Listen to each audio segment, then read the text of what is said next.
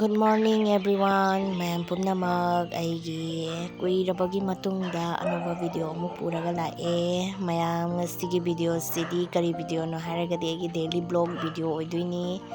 Ado ase aidi kaino neba. Pung mari makai dumain tare bako khoi walking tholai mama ne machau ne aine dum ayuki ngahangak sumaina walking satpase haksang su yange na taurini.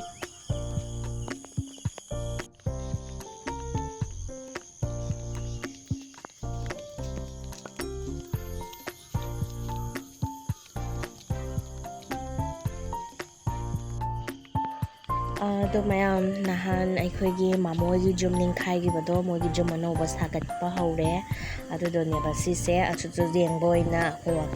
lakpada dum yengdustiena swaisu jawre ado yengu mayam jum se dum kharabadi haidi sagat lebako dum saba loiragadi dum chawna bu ugre mogi se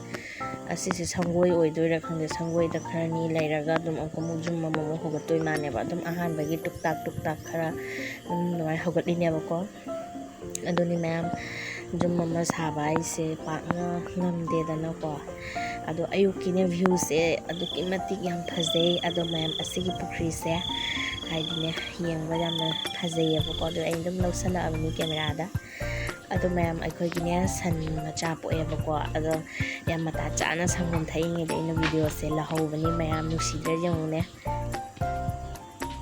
mayam furit tubagi fi muk leire ado fi singse machu loi phajei ko siga se anobani sini mamang da su lawrakre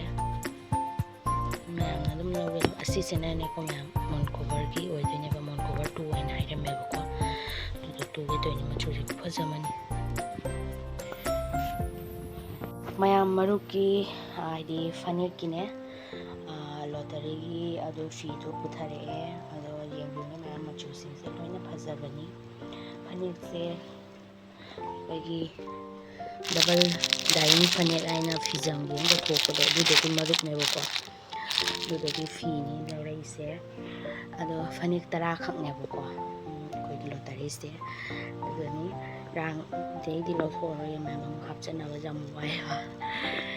ado mayam asina ne set ne ko sigi se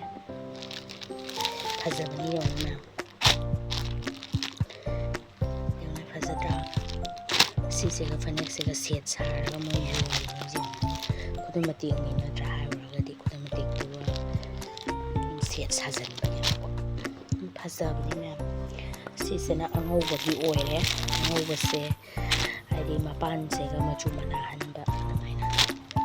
si sudum pamna ba yawraga di aina dum porpani mayam haidi fi se am phaiya ko phajayamna aduni mayam ai video se makatana dum yengbiu mayam angangsing na ne kainogi teachers day gi invitation card pirei abako adudo yengminasi mayam kamai na tauge haido ko adu mayam yam phajai yam nuksibana adi design se yam simple oina tawraga ne yam mong ta na phajai yamna nusi angangsing se adu mayam aiga nonglenga se cheng loba muk chatlini nahangai di mama oina chatleba handakti moi sangre na akoi bani oina lai ni bako ado mayam view se am tanging view ne view se toki matik phajabani mayam asang wase hainingai laitana phajai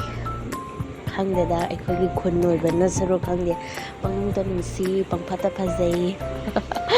aise ado gari macha da ne ba chalise ado horen do chengno matamda dum video dum rana khara kap ke toine ba aise haidi blog se mapung phana ba ina dum matek low le ni ma'am ado matam su kuire thangataba video se adum mayam dum marmata dum thangalak bako yam nushina dum yengbiu ado mayam se huran na ina khara tongna kaphori ni chengi se fingerprint ga tawra cheng se smai olaga lae ado ka ne mayam asigi se aikogi ne kakang khaki moi gi awathabi palama manungda awathabi sigi manungda so awathabi ma palame do mana utkena lai bako da ina dum video la hore yong ne ꯀꯤꯁꯨ ꯀꯤꯖꯩ ꯑꯃꯨꯛꯁꯨ ꯈꯪꯗꯦꯗ ꯀꯩ ꯍꯥꯏꯗꯣꯏꯕ ꯑꯃꯨꯛꯀ ꯎꯗ꯭ꯔꯤꯕꯅꯤꯅꯀꯣ ꯃꯌꯥꯝꯁꯨ ꯑꯁꯨꯃꯥꯏꯅ ꯐꯪꯅꯕ꯭ꯔꯥ ꯌꯦꯡꯉꯨꯅꯦ ꯑꯗꯣ